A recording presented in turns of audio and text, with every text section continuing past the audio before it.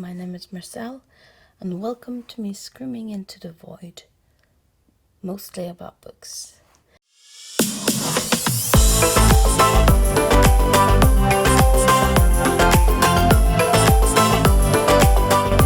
I'm having a project about reading one book from around the world, and for Afghanistan, I'm going to read the Masnavi, Book 2, by Rumi. This is the second book. The reason why I'm reading the second book is because that was the one I had on my bookshelf. I need to be practical. It's translated by, I think it's Javid Moyadedi. Rumi is a very important person within Sufism. Book 2 of Rumi's Masnavi is concerned with the challenges facing the seeker of Sufi enlightenment. In particular, it faces on the struggle against the self and how to choose the right companions in order to progress along the mythical path. That's what's written on the back of the book.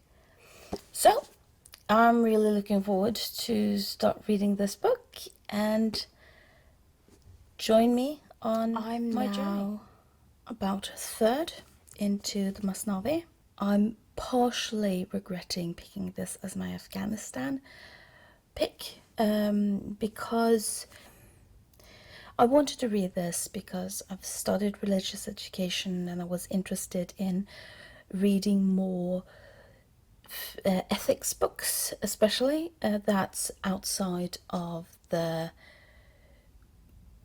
Western tradition. There are two ways of reading this book as I see it. One is as poetry, and there is a reason why so many people are saying that this is one of their favorite poets. The language is exquisite. It's just amazing. The earth, the sun, the ocean and the sky, as fish need water, on thought they rely, then why, out of stupidity, blind one? And I think that's, if you want to read it based on the poetry, the book is, at least my edition, which is the Oxford edition, is almost 250 pages, and there's a reason why poetry books usually aren't 250 pages.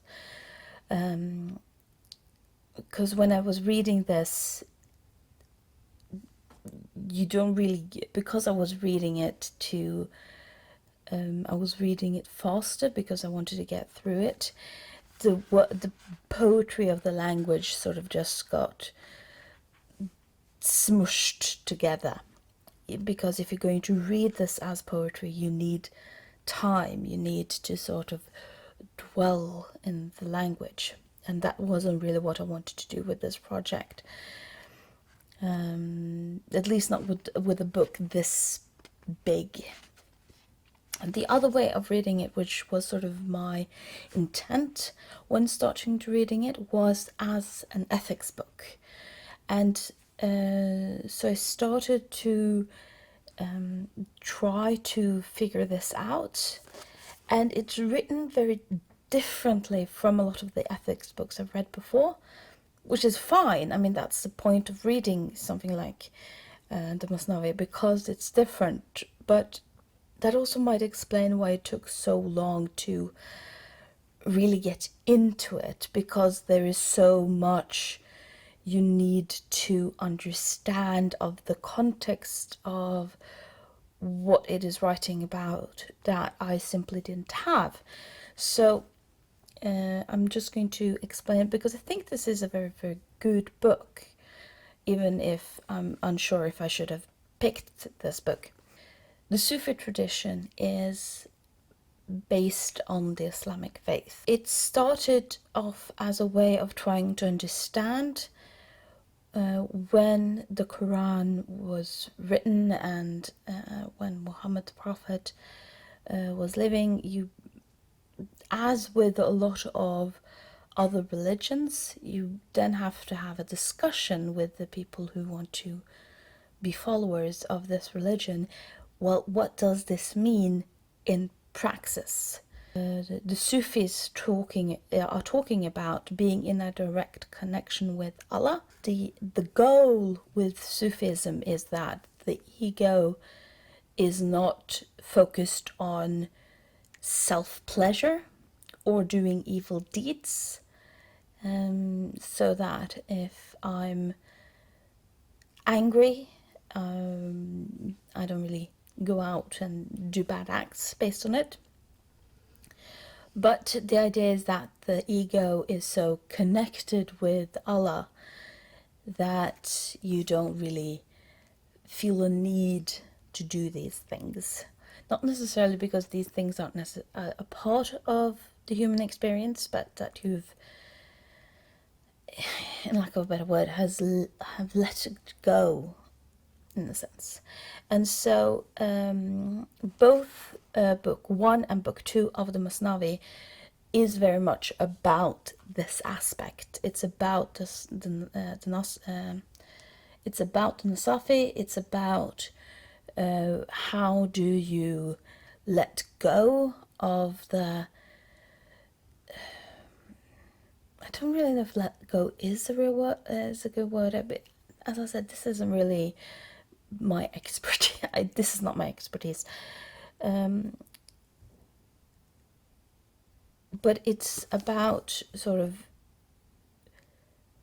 figuring out who you want to be and changing it, not by inserting control over yourself, but by giving yourself so much to Allah that you don't feel that many needs of doing the bad things. You are in a balance, in a way. You are content.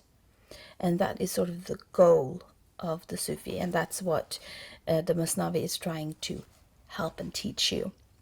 And so the book is based on describing short stories that that try to sort of present the human experience and why you shouldn't give in to the more baser aspects of the Nafi. So I'm going to read a larger part of it so you sort of get the feel of what this book is about, to figure out if this is something that you could be interested in not. The pomp of people is a borrowed thing, but it's intrinsic to the Lord, our King. Men will abase themselves just for their pride, for pomp, and to become self-satisfied. In hope of glory for a single day, they'll struggle till their thin necks waste away. But then they come where I now stand, for here I bask in the bright sun's grace. Far from fear? A pitch-black tower is where your sun must rise, the sun of grace, though is beyond all skies. So when you're talking about the sun, what he's talking about is Allah and being in Allah's graces. So the book is focused on how being in Allah's graces is good for you and will make you happy, rather than a quid pro quo. So do this, get that aspect of it. But he also talks about how these things can be difficult, but yet how you can overcome it. So he talks about, but don't trust me when I say I can stand my exile. I feel like fish on dry land. If I lose hope, the deep despair you'll see was once created by the sun in me. Can things be cut off from their own creator? His being apart, where can existence pasture? Existence, all grace in this pasture's grace. Be thy borak a stud or lonely ass, the blind horse graces blindly, though, that's why. It is refused, the grass is passed by. The language is magnificent. Half of each human is by nature flawed. The other half, though, is linked to the Lord. Since you have 10 wounds on your head and need, to treat them so the pain might then recede. To find faults with yourself is your best cure. Have pity needs humility that's pure. Even if you don't have the same flawed trait, it may come to you at a later date. I'm done with the Masnavi, and I am so glad that I got to read this, even if I don't think that this was the right book to read for the project I wanted to have. And the problem is that, as I stated before, there is usually 2 ways of reading this. One is the poetry, and the language is just exquisite. The other is the philosophical aspect of it. And the problem is that when you have 250 pages and you have a philosophy book that is based on small stories that are supposed to illustrate your philosophical point, or you want to listen to the poetry, both of them require time. Ideally, you should read this over half a year, reading a couple of pages each night, and either revel in the majestic language or really think about what is the book trying to say, what is Rumi trying to say, how does this fit into a sort of philosophical aspect. And so sort of reading it relatively quickly, as I've done now, is doing the book a disservice. I'm very glad that I read the Masnavi, and that's going to feature for Afghanistan, but I wanted to read another book as well that would fit more into the project that I'm doing. So you can wait for my video blog of The Curse of Dostoevsky by Atiq Rahimi, which was an Afghan French author. But thank you for joining on this very up and down road, reading the Masnavi and me screaming into the void.